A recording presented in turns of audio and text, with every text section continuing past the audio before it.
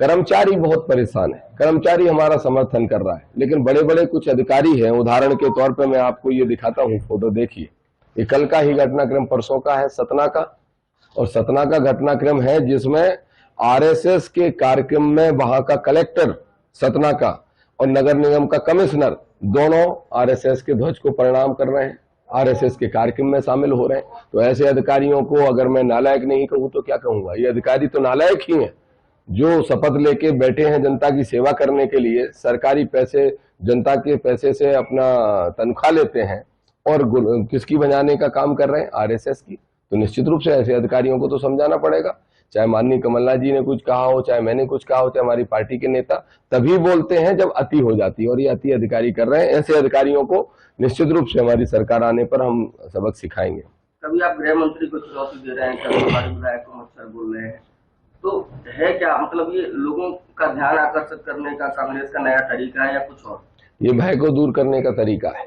जो भय का वातावरण गृह मंत्री ने बनाया, जो भय का वातावरण आपके लोकल विधायक ने बनाया, तो हमें अपने कार्यकर्ताओं को और आम जनता को ये बताना पड़ता है कि कांग्रेस वो पार्टी है जो देश को आजाद कराने के लिए अंग्रेजों से नहीं डरी।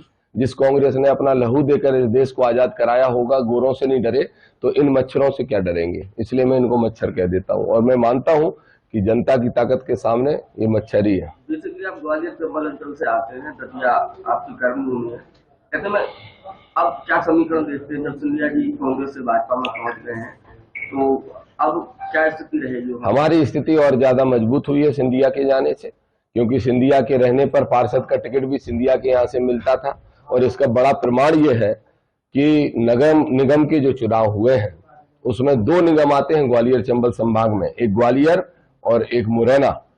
कभी भी हम नहीं जीते, कितने सालों से हम ग्वालियर नहीं जीते, लेकिन सिंधिया के जाने के बाद दोनों निगम कांग्रेस जीती है। इसका मतलब यह है कि ग्वालियर चंबल संभाग में पिछली बार तो हम 27 सीटें जीते थे 34 में से, इस बार कम से कम 30 से 32 सीटें जीतने वाले हैं। और सिंधिया को उनकी हैसियत भाजपा ने बता दी, इसके लिए भाजपा को धन्यवाद। मैं तो कल मंच से भारतीय जनता पार्टी को धन्यवाद दिया कि हमने जिसको महाराज बना के अपने यहाँ बिठा रखा था, भाजपा ने उसको भाई साहब बनाने का काम कर दिया।